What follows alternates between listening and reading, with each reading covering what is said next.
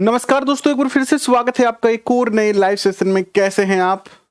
एक बार फिर से आप सबका हार्दिक स्वागत, अभिनंदन। आयुष वर्मा जी, पूनम जी, मनोज, तनु, आयुष, कैसे हैं आप सभी? आशा करता हूं कि आप सभी अच्छे हैं और एक और बेहतरीन सेशन में चर्चा करेंगे। कल हमने क्लास 6 एनसीईआरटी कंप्लीट कर दिया था वन लाइनर क्वेश्चन के रूप में। आज क्लास 7 जो है वो शुरू करने वाले हैं और 5 चैप्टर आज हम डिस्कस करेंगे। टोटल 10 चैप्टर है, कल 5 करेंगे तो 2 दिन में क्लास 7 पूरी हो जाएगी। ऑलमोस्ट सभी किताब जो है 2 दिन लगेंगे। 2 दिन में 8वीं, 2 दिन में 9वीं और 2 दिन में 10वीं। तो ऑलमोस्ट जो है वो 4 और 4 8 दिन लगेंगे। 4 किताब पूरा कर देंगे 8 दिन में। आज से 7 दिन और लगेंगे। 7 दिन के अंदर यानी 15 तारीख तक आपका geography one liner question complete हो जाएगा। तो चलिए करते हैं शुरुआत। सबसे पहले जय श्री राम, राधे राधे, अस्सलाम वालेकुम, जय भीम और जय भारत। आइए करते हैं शुरुआत आज के सेशन की। विद्वान साथियों, चर्चा कर रहे हैं भूगोल वन लाइनर क्वेश्चन की और ये आपके first grade, second grade, REET और बाकी सारे एग्जाम में काम आने वाले सेशन है। तो सबसे बेहतर तो ये होगा कि इनके नोट्स आप खुद अपने हाथ से बनाएं, ना कि प्रिंट निकल आए।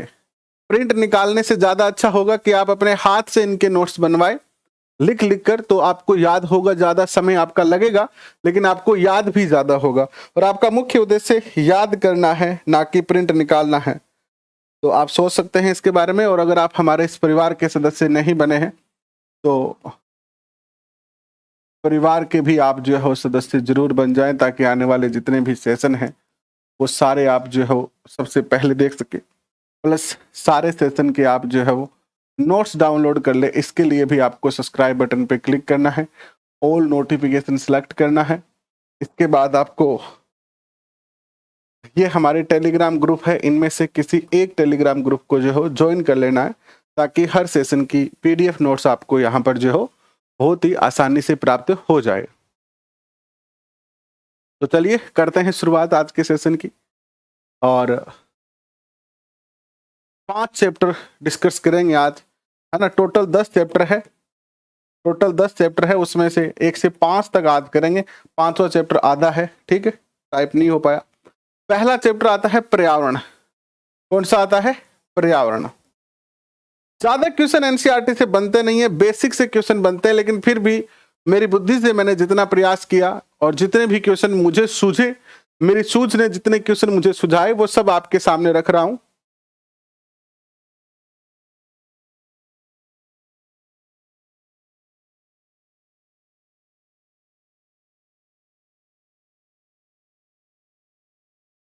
तो चलिए करते हैं शुरुआत।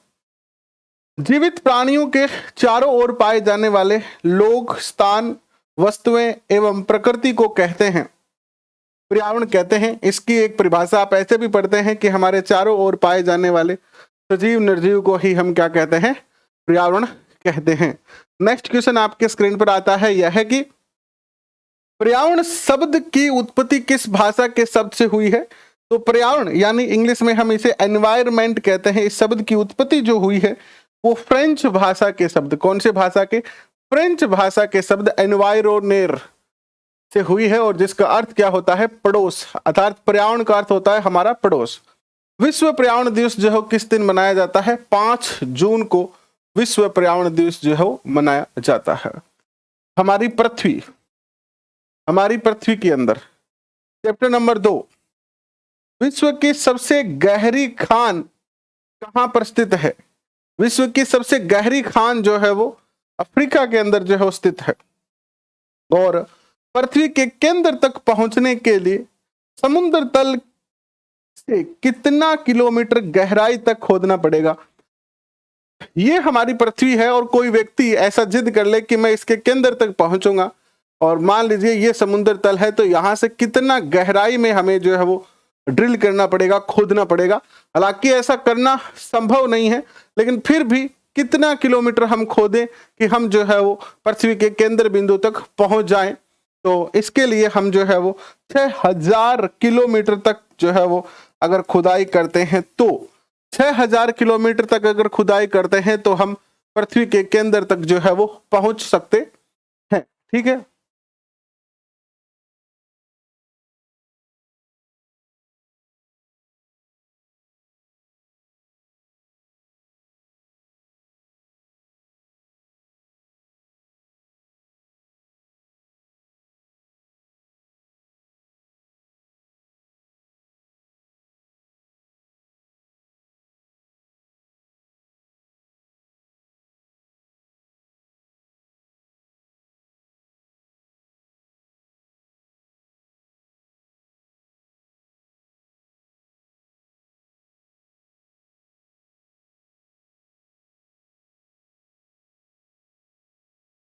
नेक्स्ट क्वेश्चन देखिए, पृथ्वी किस पृथ्वी किस तक की पृथ्वी की सबसे ऊपरी परत, पृथ्वी की इसको काट दो, पृथ्वी की सबसे ऊपरी परत क्या कहलाती है? तो ये परपट्टी कहलाती है। परपट्टी शब्द ऐसा लिखा हुआ था आपकी बुक में, परपट्टी कहलाती है। पृथ्वी की सबसे पतली परत कौन सी है? तो ये जो पतली परत जो है वो ऊपर वाली जो परत है वो ही क्या है? पतली परत है। ये जो पृथ्वी है इसकी ये जो परत है ना ऊपर वाली, ये क्या कहलाती है? परपट्टी जो है वो कहलाती है। परपट्टी परपट्टी महाद्वीप और समुद्री सतह से कितनी गहराई तक होती है? मान लीजिए ये तो हमारी धरातल का स्तर है और यहां पर मान लीजिए समुद्र है, तो समुद्र में थोड़ा सा नीचे होगा स्थल, समुद्र का स्थल ये है और धरातल का ये है, तो ये कितनी नीचाई तक होती है?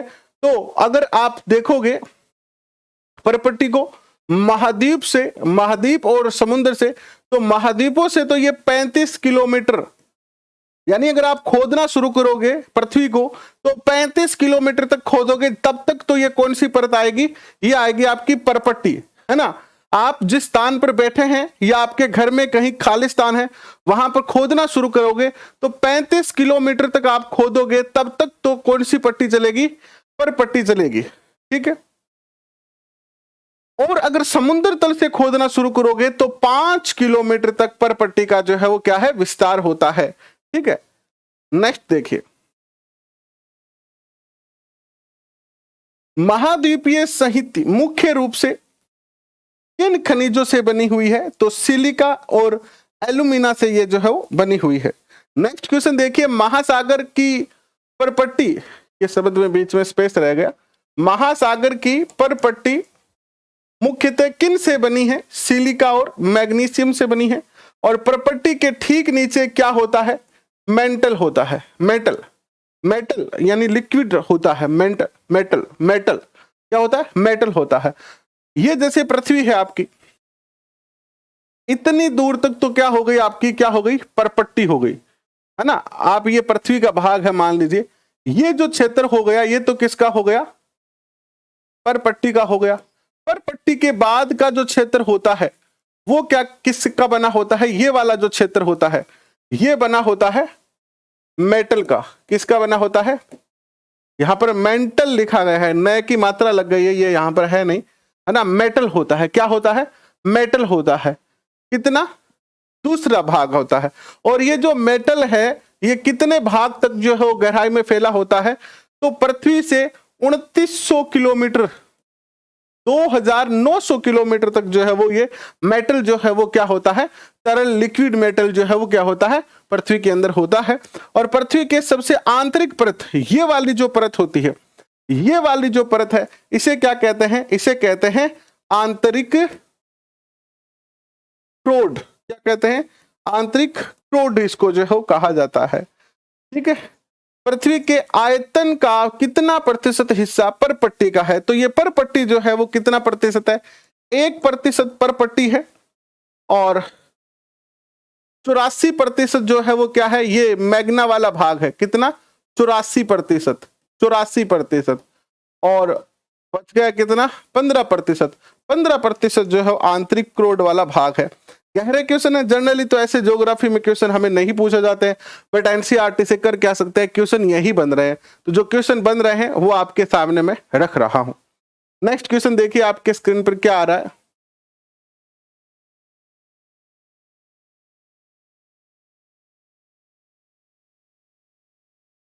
नेक्स्ट क्वेश्चन आपके स्क्रीन पर आता है, यह है कि पृथ्वी का कितना प्रतिशत हिस्सा मेटल के रूप में जो है वो 84% है, और कितना प्रतिशत हिस्सा जो है आंतरिक क्रोड के रूप में है तो 15% है। और पृथ्वी की त्रिज्या कितनी किलोमीटर है?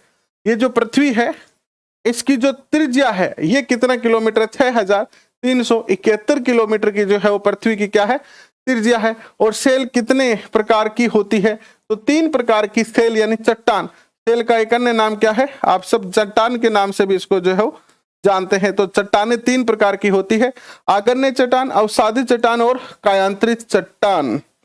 नेक्स्ट देखिएगा, द्रवित यानी लिक्विड जो मैग्ना है, मैग्ना लिक्विड है, वो ठंडा होकर कौन सी सेल का निर्माण करता है? जैसे आप देखते हो कि ये जैसे पृथ्वी का ये जैसे ज्वालामुखी होता है जनरली, और ये मान लीजिए पृथ्वी का भाग है। पृथ्वी के अंदर आपको पता है कि लिक्विड मैग्ना भी भरा हुआ है दूसरी परत में। अगर ये लिक्विड मैग्ना जो है वो बाहर निकलता है और ठंडा होता है, ज्वालामुखी से बाहर निकलता है, ये जनरली ज्वालामुखी से जब बाहर निकल के ये ठंडा होगा यहाँ पर, तो ये कौन सी सेल का निर्माण करता है? तो ये जिस सेल का निर्माण करता है वो कौन सी होती है? वो होती है आपकी प्राथमिक या आग्नेय सेल। तो आग्नेय सेल का निर्माण किससे होता है? द्रवित मैग्ना से होता है। आग्नेय सेल कितनी प्रकार की होती है? 2 प्रकार की होती है, अंतर्भेदी सेल एवं बहिर्भेदी सेल। जैसे मान लीजिए ये क्या है? ज्वालामुखी है, ये एक ज्वालामुखी है और यहां से जो है वो क्या है? लावा निकलता रहता है। कई बार क्या होता है, लावा बीच में ही जो है वो चट्टानों के क्या हो जाता है? ठंडा हो जाता है। मान लीजिए ये लावा यहीं पर जो है वो ठंडा होकर जम गया, तो ये जो लावा बाहर आ गया, ये बाहर आ गया, ये तो क्या कहलाएगा? बहिर्बेदी। क्या कहलाएगा? बहिर्बेदी कहलाएगा। और जो अंदर ही अंदर ठंडा हो जाएगा और जम जाएगा उसे क्या कहते हैं? अंतर्भेदी। क्या कहते हैं? अंतर्भेदी कहते हैं। इन दोनों से ही चट्टानें बनती है। दक्कन का पठार किस सेल से बना हुआ है? दक्कन का जो पठार है वो बेसाल्ट से बना हुआ है। किससे बना हुआ है? बेसाल्ट से, बेसाल्ट चट्टान से बना हुआ है। ये क्वेश्चन पूछने लायक है, अच्छा क्वेश्चन है। नेक्स्ट क्वेश्चन देखिएगा, मैग्ना जब पृथ्वी के अंदर गहराई में ही ठंडा हो जाता है तो उससे कौन सी चट्टान का निर्माण होता है? अंतर्वैधी चट्टान का जो है वो निर्माण होता है जब लावा अंदर ही ठंडा होता है।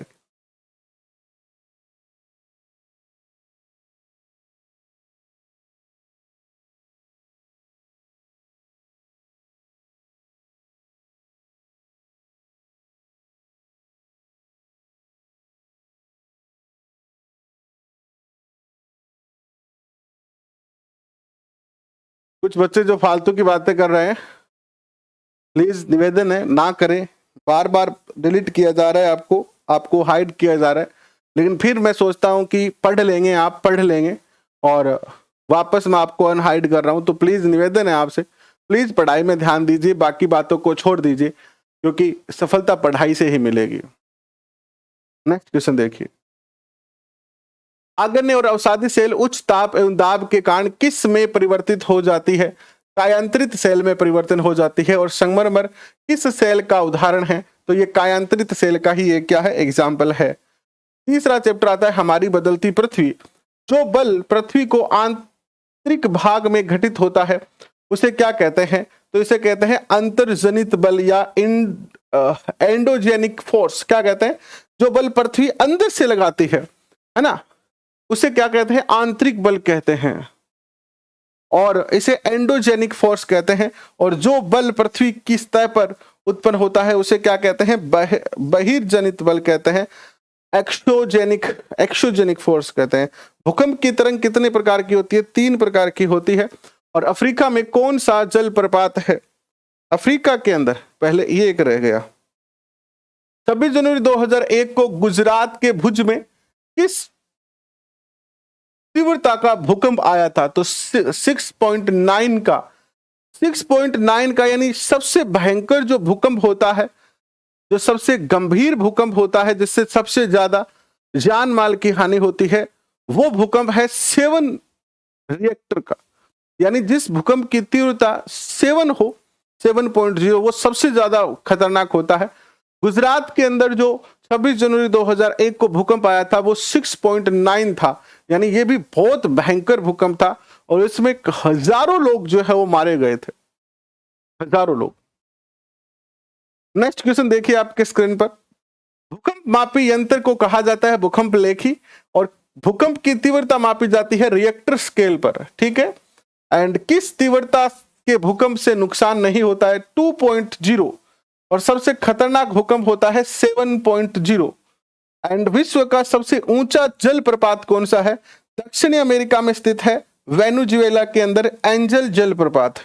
एंड कनाडा तथा संयुक्त राज्य अमेरिका की सीमा पर कौन सा जलप्रपात स्थित है? तो नियाग्रा जलप्रपात स्थित है। नियाग्रा कौन सा?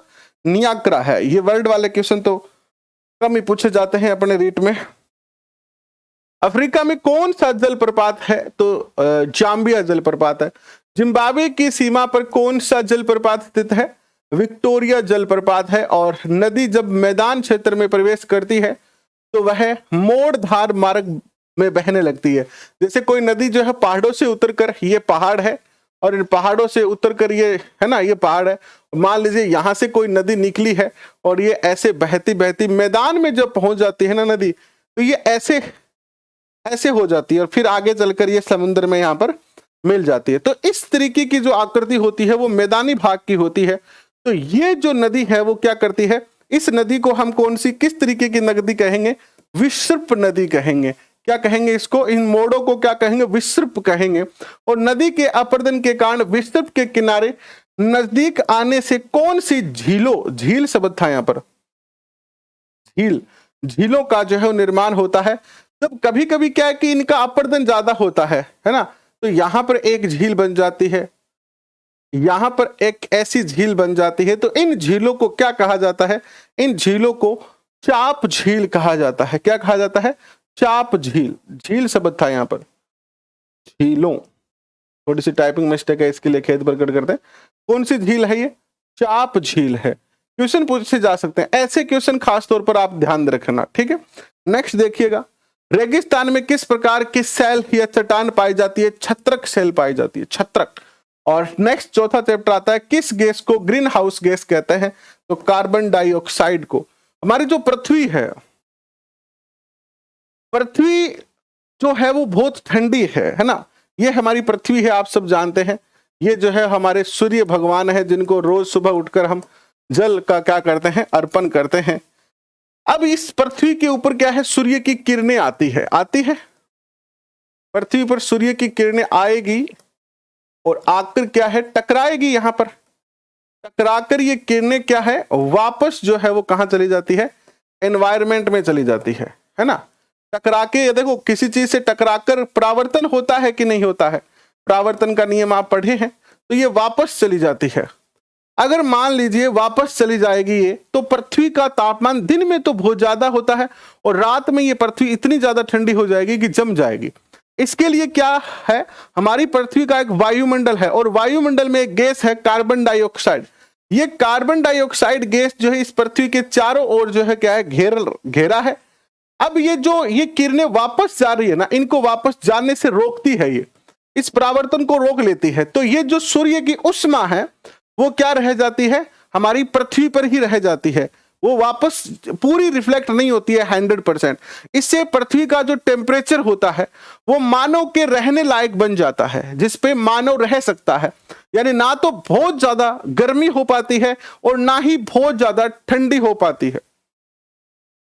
अगर ये ऐसा ना कर पाती तो पृथ्वी का टेम्परेचर बहुत ज्यादा लो हो जाता और यहां पर जीवन जो है वो कठिन हो जाता। फिर इसीलिए इसको ग्रीन गैस कहा जाता है। क्या कहा जाता है?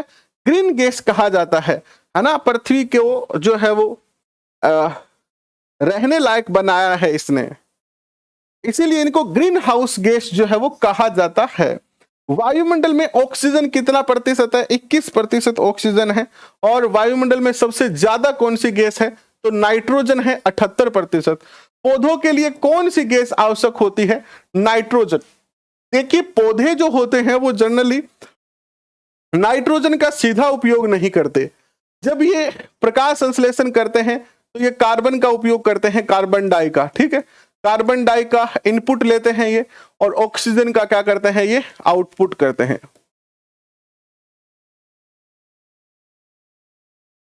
ऑक्सीजन का आउटपुट करते हैं, बट ये क्या करते हैं, नाइट्रोजन गैस भी इनके लिए आवश्यक होती है। तो नाइट्रोजन ये कैसे लेते हैं, नाइट्रोजन गैस ये जीवाश्म के रूप में लेते हैं, यानी खाद मिट्टी से, यहां से जड़ों से ये नाइट्रोजन जो है वो क्या करते हैं, सोखते हैं, ताकि इनका काम चलता रहे। ठीक है, तो पेड़ पौधों के लिए नाइट्रोजन गैस की जो है बहुत ज्यादा आवश्यकता होती है।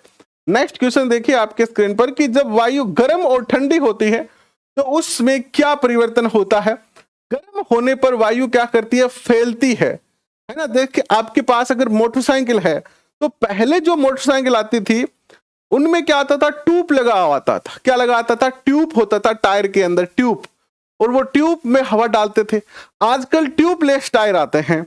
तो ट्यूबलेस टायर क्या होता है, आप 3-4 दिन अपने घर पे मोटरसाइकिल खड़ा रखोगे, चलाओगे नहीं, तो क्या हो जाएगा, वायु उसमें कम हो जाएगी, यानी टायर का प्रेशर कम हो जाएगा।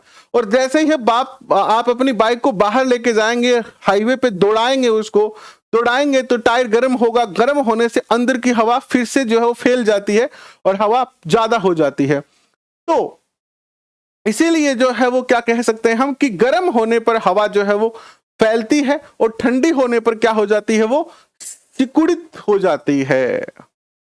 तो यही लिखा है यहाँ पर, ठंडी होने पर ये सघन और भारी हो जाती है और गर्म होने पर हल्की हो जाती है। इसीलिए हमारे घर के अंदर जो घर बनाते हैं हम, तो क्या करते हैं, घर के अंदर रोशनदान लगाते हैं। यहाँ पर रोशनदान हमेशा ऊपर होंगे और खिड़कियां हमेशा क्या होगी, नीचे होगी। रोशनदान ये होते हैं ऊपर, इनसे क्या होता है, गर्म हवा बाहर निकलती रहती है, गर्म हवा बाहर निकलती रहती है, और इनसे ठंडी हवा जो है वो, ठंडी हवा अंदर जाती रहती है, क्योंकि गर्म हवा हमेशा ऊपर रहती है, ठंडी हवा हमेशा नीचे रहती है। इसका मैंने जब इस सेशन को डिटेल में पढ़ा रहा था तो मैंने आपको बताया था। इसीलिए जो हमारा फ्रिज होता है, फ्रिज, जो हमारा फ्रिज होता है ना घर में जो फ्रिज होता है, उस फ्रिज का आप दरवाजा खोलेंगे तो यहां पर क्या बना है, इसका फ्रीजर बना है। ये इसका फ्रीजर एरिया है। जनरली बर्फ जो रखते हो आप अपने प्याले में, वो यहीं पर रखते हो। और ये वाला जो क्षेत्र है इसमें कुछ नहीं होता, इसमें केवल रैंक बनी होती है। कोई भी जो सिस्टम जो होता है वो सारा इसी के अंदर होता है। ठीक है, तो यहां से जब ये पूरा एरिया ठंडा होता है तो ये ठंडी गैस क्या करती है, नीचे चली जाती है ना, और इस पूरे फ्रिज को क्या कर देती है, ठंडा कर देती है। तो क्या ये फ्रीजर को अपन यहां लगा देते, तो अगर इस फ्रीजर को अपन नीचे लगा देते, अगर फ्रीजर को हम नीचे लगा देते ना, तो ये ऊपर वाला एरिया कभी भी ठंडा नहीं हो पाता, ऊपर वाला एरिया कभी भी ठंडा नहीं हो पाता है ना, नहीं हो पाएगा ना। इसीलिए फ्रीजर हमेशा क्या होता है, ऊपर की दिशा में होता है। हर फ्रिज के, चाहे आपके घर में कोई भी फ्रिज हो, फ्रीजर बर्फ वाला एरिया ऊपर होगा और नीचे जो है वो ठंडी हवा जाती रहेगी, इसलिए नीचे का एनवायरनमेंट हमेशा ठंडा हो जाता है। तो ये भी एक कारण है, उदाहरण है आपको बताने के लिए कि ठंडी हवा जो है वो। और जब आपको गुस्सा आता है तो क्या गर्म होता है, माथा गर्म होता है ना, होता है कि नहीं होता। जब आपको गुस्सा आता है, स्ट्रेस बढ़ता है, तो माथा गर्म हो जाता है, ये ऊपर वाला भाग है ना। और जब आप ऐसे आराम से चिल करते हैं तो आपके पैर जो है वो ठंडे हो जाते हैं ना, और शरीर ऐसे चिल करता है फिर। तो ये बहुत सारे उदाहरण इसके जो है आप ऐसे, ये तो कोई ऐसे हो गए उदाहरण हो गए। वायुमंडल की परतों में विभाजित है, 5 है, क्षोभ मंडल, समताप मंडल, मध्य मंडल, बाह्य मंडल और बहिर्मंडल। क्षोभ मंडल कितनी ऊंचाई तक फैला हुआ है, 13 किलोमीटर तक फैला हुआ है। समताप मंडल जो 50 किलोमीटर तक फैला हुआ है। वायुमंडल की किस परत का तापमान जो है वो समान रहता है, समताप मंडल का। वायुमंडल की किस परत में ओजोन गैस पाई जाती है, समताप मंडल में। मध्य मंडल कितनी ऊंचाई पर स्थित है, 80 किलोमीटर की ऊंचाई पर स्थित है मध्य मंडल। कितना ऊंचाई पर है, 80 किलोमीटर पर है। देखिए मूल जो सबसे ज्यादा बेहतरीन क्वेश्चन है वो 9th और 10th क्लास में ही है। ठीक है, तो कल ये क्लास पूरी हो जाएगी, परसों और पहले दिन 2 दिनों में अपना 8वीं क्लास पूरी हो जाएगी। फिर 9वीं और 10वीं सबसे ज्यादा महत्वपूर्ण आएगी अपनी। नेक्स्ट आता है अंतरिक्ष से आने वाले जो उल्का पिंड होते हैं, पत्थर के टुकड़े, वो किस परत में आकर जल जाते हैं, तो मध्य मंडल में आकर जल जाते हैं। 80 से 400 किलोमीटर तक वायुमंडल की कौन सी परत होती है, ये होती है आपकी